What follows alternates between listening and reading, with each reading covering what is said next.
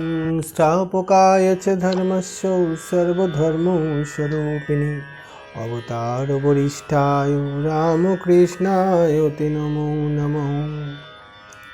শ্রী শ্রী রামকৃষ্ণ কথামৃত দ্বিতীয় ভাগ, প্রথম খণ্ড।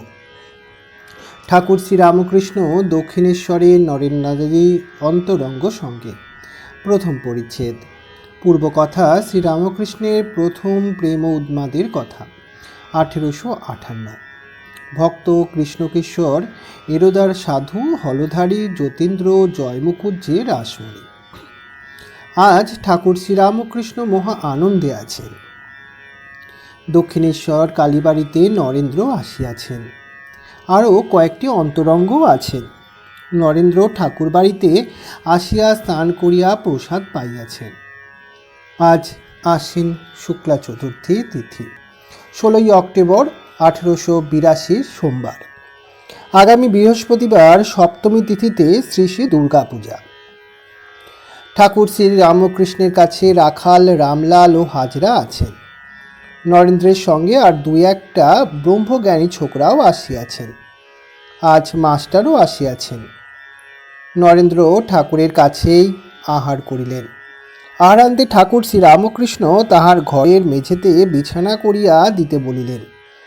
নরেন্দ্রদাদি ভক্তরা, বিশেষত নরেন্দ্র বিশ্রাম করিবেন। মাদুরের উপর লেপ ও বালিশ পাতা হইয়াছে। ঠাকুরও বালকের ন্যায় নরেন্দ্রের কাছে বিছানায় বসিলেন। ভক্তদের সহিত, বিশেষত নরেন্দ্রের সহিত, নরেন্দ্রের দিকে মুখ করিয়া হাসি মুখে মহা আনন্দে কথা কইতেছেন। নিজের অবস্থা, নিজের চরিত্র গল্প ছলে বলিতেছেন। শ্রীরামকৃষ্ণ নরেন্দ্রদাদি ভক্তদের প্রতি, আমার এই অবস্থার পর কেবল ঈশ্বরের কথা শুনবার জন্য ব্যাকুলতা হতো। কোথায় ভাগবত, কোথায় আধ্যাত্ম, কোথায় মহাভারত খুঁজে বেড়াতাম। এরাদার কৃষ্ণকিশোরের কাছে আধ্যাত্ম শুনতে যেতাম। কৃষ্ণকিশোরের কি বিশ্বাস! বৃন্দাবনে গেছিল, সেখানে একদিন জল তৃষ্ণা পেয়েছিল। কুয়োর কাছে গিয়া দেখে একজন দাঁড়িয়ে আছে। জিজ্ঞাসা করাতে সে বলল, আমি নীচ জাতি, আপনি ব্রাহ্মণ, কেমন করে আপনার জল তুলে দেব? কৃষ্ণকিশোর বললে, তুই বল শিব, শিব শিব বললেই তুই শুদ্ধ হয়ে যাবি। সে শিব শিব বলে জল তুলে দিল। অমনি আচারী ব্রাহ্মণ সেই জল খেল। কি বিশ্বাস! এরেদার ঘাটে একটা সাধু এসেছিল। আমরা একদিন দেখতে যাব ভাবলাম। আমি কালীবাড়িতে হলধারীকে বললাম, কৃষ্ণকিশোর আর আমি সাধু দেখতে যাব, তুমি যাবে? হলধারী বললে, একটা মাটির খাঁচা দেখতে গিয়ে কি হবে? হলধারী গীতা বেদান্ত পড়ে কি না, তাই সাধুকে বললে মাটির খাঁচা। কৃষ্ণকিশোরকে গিয়ে আমি ওই কথা বললাম। সে মহা রেগে গেল আর বললে, কি হলধারী এমন কথা বলেছে? যে ঈশ্বর চিন্তা করে, রাম চিন্তা করে, আর সেই জন্য সর্বত্যাগ করেছে, তার দেহ মাটির খাঁচা? সে জানে না যে ভক্তের দেহ চিন্ময়। এত রাগ, কালীবাড়িতে ফুল তুলতে আসতো, হলধারীর সঙ্গে দেখা হলে মুখ ফিরিয়ে তো, কথা কইবে না। আমার বলেছিল, পৈতেটা ফেললে কেন? যখন আমার এই অবস্থা হলো, তখন আশ্বিন পরের মতো একটা কি এসে কোথায় কি উড়িয়া লইয়া গেল। আগেকার চিহ্ন কিছুই রইল না, হুঁশ নাই। কাপড় পরে যাচ্ছে, তা পইতে থাকবে কেমন করে? আমি বললাম, তোমার একবার উন্মাদ হও, তাহলে তুমি বোঝো। তাই হলো, তার নিজেরই উন্মাদ হলো। তখন সে কেবল ওম ওম বলতো আর এক ঘরে চুপ করে বসে থাকতো। সকলে মাথা গরম হয়েছে বলে কবিরাজ ডাকলে। নাটাগড়ের রাম কবিরাজ এলো। কৃষ্ণকিশোর তাকে বলল, ওগো, আমার রোগ আরাম করো, কিন্তু দেখো যেন আমার ওঙ্কারটি আরাম করো না। সকলের হাস্য। একদিন গিয়া দেখি বসে ভাবছে। জিজ্ঞাসা করলুম, কি হয়েছে? বললে, ট্যাক্সওয়ালা এসেছিল, তাই ভাবছি। বলেছে টাকা না দিলে ঘটি ভাটি বেচে লবে। আমি বললাম, কি হবে ভেবে, না হয় ঘটি বাটি লয়ে যাবে। যদি বেঁধে লয়ে যায়, তোমাকে তো লয়ে যেতে পারবে না, তুমি তো খগো। নরেন্দ্র দাদির হাস্য। কৃষ্ণকিশোর বলতো, আমি আকাশবৎ। আধ্যাত্ম পড়তো কি না মাঝে মাঝে তুমি বলে ঠাট্টা করতাম। হেসে বললাম, তুমি ট্যাক্স তোমাকে তো টানতে পারবে না। উন্মাদ অবস্থায় লোককে ঠিক কথা বলতুম, কারুকে মানতাম না। বড়লোক দেখলে ভয় হতো না। যদু মল্লিকের বাগানে যতীন্দ্র এসেছিল, আমিও সেখানে ছিলাম। আমি তাকে বললাম, কর্তব্য কি? ঈশ্বর চিন্তা করাই আমাদের কর্তব্য কি না? যতীন্দ্র বলল, আমরা সংসারী লোক, আমাদের কি আর মুক্তি আছে? রাজা যুধিষ্ঠিরই নরক দর্শন করেছিল। তখন আমার বড় রাগ হলো। বললাম, তুমি কীরকম লোক গা? যুধিষ্ঠির কেবল নরক দর্শনই মনে করে রেখেছ। যুধিষ্ঠিরের সত্য কথা, ক্ষমা, ধৈর্য, বিবেক, বৈরাগ্য, ঈশ্বরে ভক্তি এসব কিছু মনে হয় না? আরও কত কি বলতে যাচ্ছিলাম, হৃদয় আমার মুখ চেপে ধরল। যতীন্দ্র একটু পরেই আমার একটু কাছে বলে চলে গেল। অনেকদিন পরে কাপ্তানের সঙ্গে সৌরেন্দ্র ঠাকুরের বাড়ি গিয়েছিলাম। তাকে দেখে বললাম, তোমাকে রাজা টাজা বলতে পারবো না, কেননা সেটা মিথ্যা কথা হবে। আমার সঙ্গে খানিকটা কথা কইলে। তারপর দেখলাম সাহেব টাহেব আনাগোনা করতে লাগলো। রজগুণী লোক, নানান কাজ লইয়ে আছে। যতীন্দ্রকে খবর পাঠানো হলো। সে বলে পাঠালে, আমার গলায় বেদনা হয়েছে। সেই উন্মাদ অবস্থায় আর একদিন বরাহনগর ঘাটে দেখলাম জয় মুখুজ্জে জপ করছে, কিন্তু অন্য মনস্ক। তখন কাছে গিয়া 2 চাপড় দিলাম। একদিন রাসমণি ঠাকুর বাড়িতে এসেছে, কালীঘরে এলো। পূজার সময় আসতো আর 2-1টা গান গাইতে বলতো। গান গাচ্ছি, দেখি যে অন্য মনস্ক হয়ে ফুল বাজছে, অমনি 2 চাপড়। তখন ব্যস্ত সমস্ত হয়ে হাত জোর করে রইল। হলদারিকে বললাম, দাদা এ কি সম্ভব হলো, এ কি স্বভাব হলো, কি উপায় করি?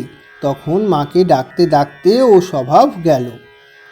ওই অবস্থায় ঈশ্বর কথা বই আর কিছুই ভালো লাগে না। বিষয়ের কথা হচ্ছে শুনলে বসে বসে কাঁদতুম। মথুরবাবু যখন সঙ্গে করে তীর্থে লয়ে গেল, তখন কাশীতে রাজাবাবুর বাড়িতে কয়েকদিন আমরা ছিলাম। মথুরবাবুর সঙ্গে বৈঠকখানায় বসে আছি, রাজাবাবুরাও বসে আছে। দেখি তারা বিষয়ের কথা কইছে, এত টাকা লোকসান হয়েছে, এইসব কথা। আমি কাঁদতে লাগলাম, মা কোথায় আনলে? আমি যে রাসমণির মন্দিরে খুব ভালো ছিলাম, তীর্থ করতে এসেও সেই কামিনী কাঞ্চনেরই কথা, কিন্তু সেখানে দক্ষিণেশ্বরে তো বিষয়ের কথা শুনতে হয় নাই। ঠাকুর ভক্তদের, বিশেষত নরেন্দ্রকে একটু বিশ্রাম করিতে বলিলেন, নিজেও ছোট খাটটিতে একটু বিশ্রাম করতে গেলেন। কীর্তন আনন্দে নরেন্দ্র প্রভৃতির সঙ্গে নরেন্দ্রকে প্রেম আলিঙ্গন। 2য় পরিচ্ছেদ। বৈকাল হইয়াছে, নরেন্দ্র গান গাইতেছেন। রাখাল, লাটু, মাস্টার, নরেন্দ্রের ব্রাহ্মবন্ধু, প্রিয়, হাজরা সকলেই আছেন। নরেন্দ্র কীর্তন গাইলেন। খোল বাজিতে লাগল। চিন্তয় মম মানস হরি চিৎ ঘন নিরঞ্জন, কিবা অনুপম ভাতি মোহন মূর্তি ভকত হৃদয় রঞ্জন, নবরাগে রঞ্জিত কোটি শোষী বিনিদিত, কিবা বিচলিত রমকে সেরূপ আলোকে পুলকে শিহরে জীবন, হৃদি কমলা শুনে ভাব তার চরণ, দেখো শান্ত মনে প্রেম নয়নে অপরূপ প্রিয় দর্শন, চিদানন্দ রসে ভক্তি যোগ বেশে হওরে চির গমন। নরেন্দ্র আবার গাইলেন, সত্যম শিব সুন্দর রূপ ভাতি হৃদি মন্দিরে, নিরিখি নিরিখি অনুদিন মোরা ডুবিব রূপ সাগরে, সেদিন কবে হবে দীন জনের ভাগ্যনাথ, জ্ঞান অনন্ত রূপে পশিবে নাথ মম হৃদে। আবার একটি গান গাইলেন, আনন্দ বদনে বল মধুর ব্রহ্ম নাম, নামে উথলিবে সধা সুধা সিন্ধু পিয়ে অবিরাম, যদি হয় কখনো শুষ্ক হৃদয়ে কারো নাম ও গান, বিষয় মরিচিকায় পড়ো হে, প্রেম হৃদয়ে সরস হবে হে, দেখো যেন ভুলো না রে সেই মহামন্ত্র, বিপদকালে ডেকো তারে দয়ালু পিতা বলে। খোল কর্তাল লইয়া কীর্তন হইতেছে। নরেন্দ্রাদি ভক্তরা ঠাকুরকে বেরিয়া বেরিয়া কীর্তন করিতেছেন। কখনো গাইতেছেন প্রেমানন্দ রসে হওরে চির মগন, আবার কখনো গাইতেছেন সত্যং শিব সুন্দর রূপ ভাতি হৃদি মন্দিরে। অবশেষে নরেন্দ্র নিজ খোল ধরিয়াছেন ও মত্ত হইয়া ঠাকুরের সঙ্গে গাইতেছেন, আনন্দ বদনে বলো মধুর হরি নাম। কীর্তনান্তে নরেন্দ্রকে ঠাকুর অনেকক্ষণ ধরিয়া বারবার আলিঙ্গন করিলেন, বলিতেছেন, তুমি আজ আমায় যে আনন্দ দিলে। আজ ঠাকুরের হৃদয়ের মধ্যে প্রেমের উৎস উচ্ছ্বসিত হইয়াছে। রাত প্রায় 8টা, তথাপি প্রেম উন্মত্ত হইয়া একাকী বারান্দায় বিচরণ করিতেছেন। উত্তরের লম্বা বারান্দায় আসিয়াছেন ও দ্রুত পদে বারান্দার এক সীমা হইতে অন্য সীমা পর্যন্ত পদাচরণ করিতেছেন। মাঝে মাঝে মার সঙ্গে কি কথা কইতেছেন। হঠাৎ উন্মত্তের ন্যায় বলিয়া উঠিলেন, তুই আমার কি করবি? মা যার সহায় তার মায়া কি করিতে পারে, এই কথা কি বলিতেছেন? নরেন্দ্র মাস্টার প্রিয় রাত্রে থাকিবেন, নরেন্দ্র থাকিবেন। ঠাকুরের আনন্দের সীমা নাই। রাত্রিকালীন আহার প্রস্তুত। শ্রী মা নহবতে আছেন। রুটি, ছোলা, ডাল ইত্যাদি প্রস্তুত করিয়া ভক্তরা খাইবেন বলিয়া পাঠাইয়াছেন। ভক্তরা মাঝে মাঝে থাকেন। সুরেন্দ্র মাসে মাসে কিছু খরচও দেন। আহার প্রস্তুত। ঠাকুরের ঘরের দক্ষিণ পূর্ব বারান্দায় জায়গা হইয়াছে। নরেন্দ্র প্রভৃতিকে স্কুল ও অন্যান্য বিষয়ে কথা কইতে নিষেধ। ঘরের পূর্ব দিকের দরজার কাছে নরেন্দ্রাদি গল্প করিতেছেন। নরেন্দ্র, আজকাল ছোকরারা কীরকম দেখছেন? মাস্টার, মন্দ নয়, তবে ধর্ম উপদেশ কিছু হয় না।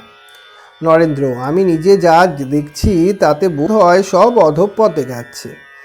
বাটসা, ইয়ার্কি, বাবুয়ানা, স্কুল পালানো এসব সর্বদা দেখা যায়। এমন কি দেখছি যে কুস্তা যায়।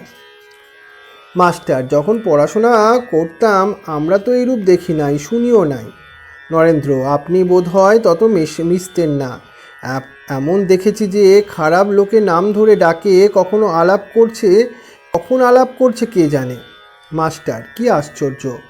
নরেন্দ্র, জানি অনেকের চরিত্র খারাপ হয়ে গেছে। স্কুলের কর্তৃপক্ষীরা ও ছেলেদের অভিভাবকেরা এসব বিষয়ে দেখেন তো ভালো হয়। ঈশ্বর কথাই কথা, আত্মনাং বা বীজনিথ অন্যাং বাচং বিমুঞ্চথ। এইরূপ কথাবার্তা চলিতেছে। ঠাকুর শ্রীরামকৃষ্ণ ঘরের ভিতর হইতে তাহাদের কাছে আসিলেন ও হাসিতে হাসিতে বলিলেন, কি গো, তোমাদের কি কথা হচ্ছে? নরেন্দ্র বলিলেন, এর সঙ্গে স্কুলের কথাবার্তা হচ্ছিল। ছেলেদের চরিত্র ভালো থাকে না। ঠাকুর একটু ওই সকল কথা শুনিয়া মাস্টারকে গম্ভীরভাবে বলিতেছেন, এসব কথাবার্তা ভালো নয়। ঈশ্বরের কথা বই, অন্য কথা ভালো নয়। তুমি এদের চেয়ে বয়সে বড়, বুদ্ধি হয়েছে, তোমার এসব কথা তুলতে দেওয়া উচিত ছিল না। নরেন্দ্রের বয়স তখন 19-20 আর মাস্টারের 27-28 হইবে। মাস্টার অপ্রস্তুত। নরেন্দ্রাদি ভক্তগণ চুপ করিয়া রইলেন। ঠাকুর শ্রীরামকৃষ্ণ দাঁড়াইয়া হাসিতে হাসিতে নরেন্দ্রাদি ভক্তগণকে খাওয়াইতেছেন। ঠাকুরের আজ মহা আনন্দ। নরেন্দ্রাদি ভক্তরা আহার করিয়া ঠাকুরের ঘরের মেঝেতে বসিয়া বিশ্রাম করিতেছেন ও ঠাকুরের সঙ্গে গল্প করিতেছেন। আনন্দের হাট বসিয়াছে। কথা কইতে কইতে নরেন্দ্রকে ঠাকুর বলিতেছেন, চিদাকাশে হলো পূর্ণ প্রেম ও চন্দ্রোদয় হে, এই গানটি একবার গানা। নরেন্দ্র গাইতে আরম্ভ করিলেন। অমনি সঙ্গে সঙ্গে খোল, করতাল, অন্য ভক্তগণ বাজাইতে লাগিলেন। চিদাকাশে হলো পূর্ণ প্রেম ও চন্দ্রোদয় হে, উথলিল প্রেম সিন্ধু কি আনন্দময় হে, জয় দয়াময়, জয় দয়াময়, জয় দয়াময়। চারিদিকে ঝলমল করে ভক্ত গ্রহ দল, ভক্ত সঙ্গে ভক্ত সখা লীলা রসময় হে, জয় দয়াময়, জয় দয়াময়, জয় দয়াময়। কীর্তন করিতে করিতে ঠাকুর শ্রীরামকৃষ্ণ নৃত্য করিতেছেন। ভক্তরাও তাহাকে বেরিয়া নৃত্য করিতেছেন। কীর্তনান্তে ঠাকুর উত্তর পূর্ব বারান্দায় বেড়াইতেছেন। হাজরা মহাশয় বারান্দায় উত্তরাংশে বসিয়া আছেন। ঠাকুর সেখানে গিয়া বসিলেন। মাস্টার সেইখানে বসিয়াছেন ও হাজরার সঙ্গে কথা কইতেছেন। ঠাকুর একটি ভক্তকে জিজ্ঞাসা করিলেন, তুমি স্বপ্ন টপ্ন দেখো? ভক্ত, একটি আশ্চর্য স্বপ্ন দেখেছি। এই জগৎ জলে জল, অনন্ত জলরাশি, কয়েকখানা নৌকো ভাসিতেছিল। হঠাৎ জলোচ্ছ্বাসে ডুবে গেল। আমি আর কয়েকটি লোক জাহাজে উঠেছি।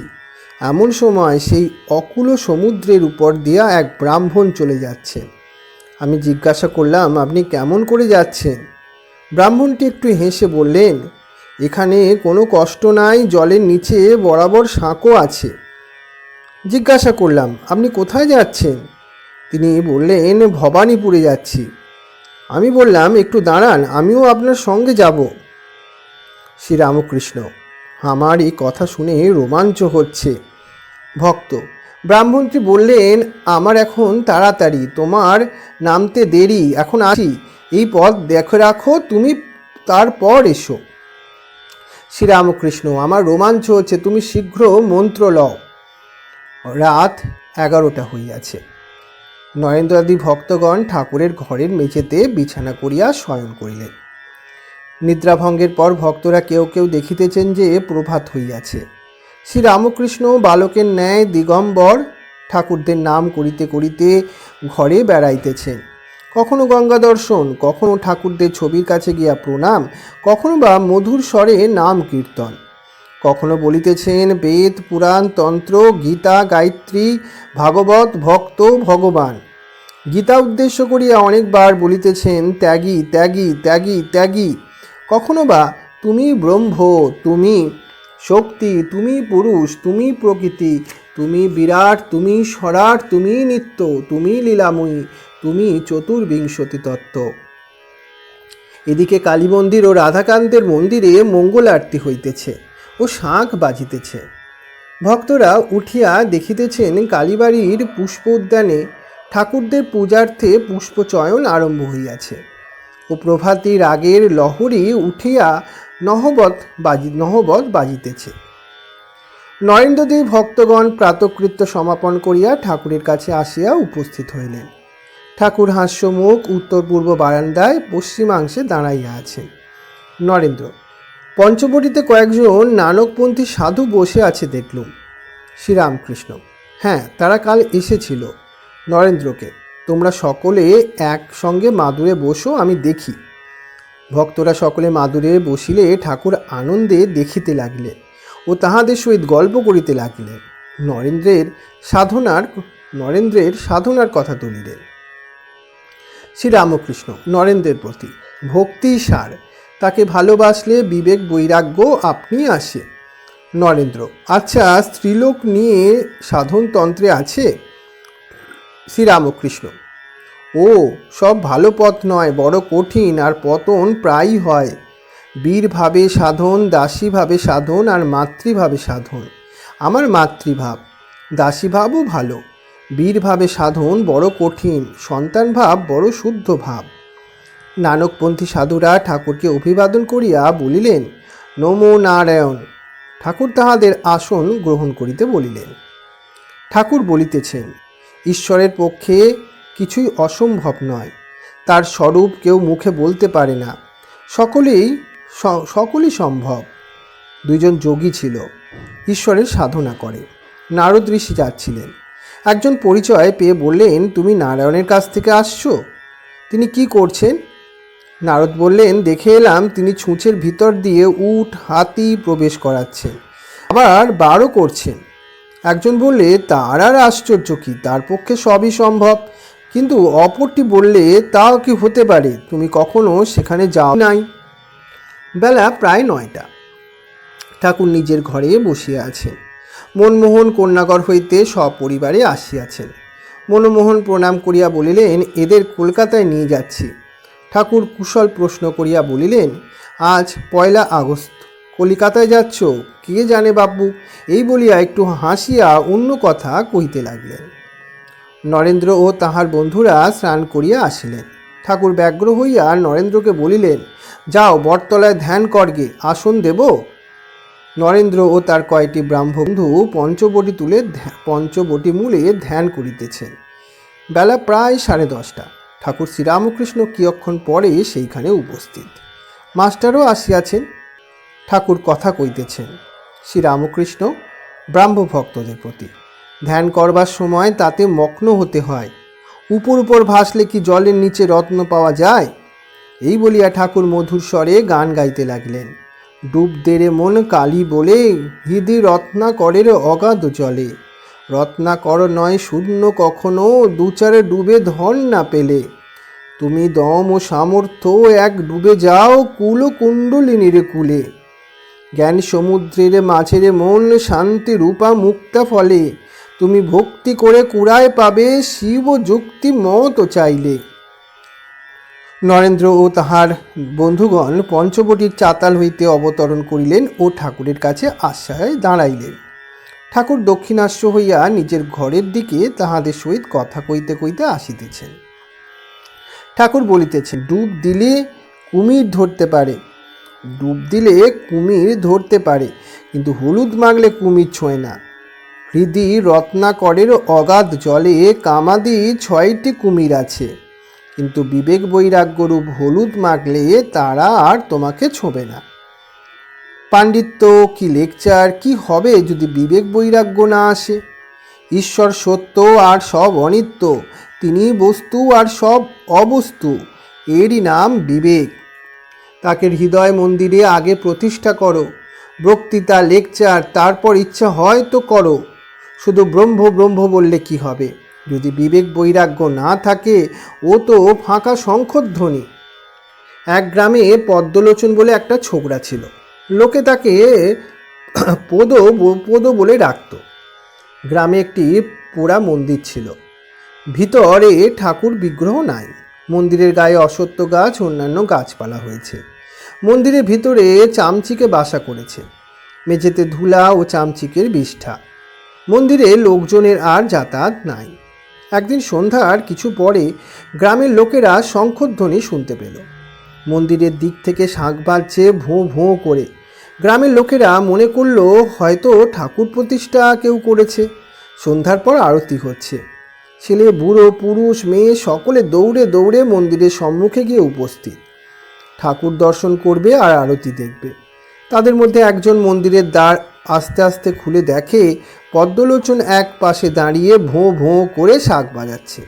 ঠাকুর প্রতিষ্ঠা হয় নাই, মন্দির মার্জনাও হয় নাই, চামচিকার বিষ্ঠা রইয়াছে।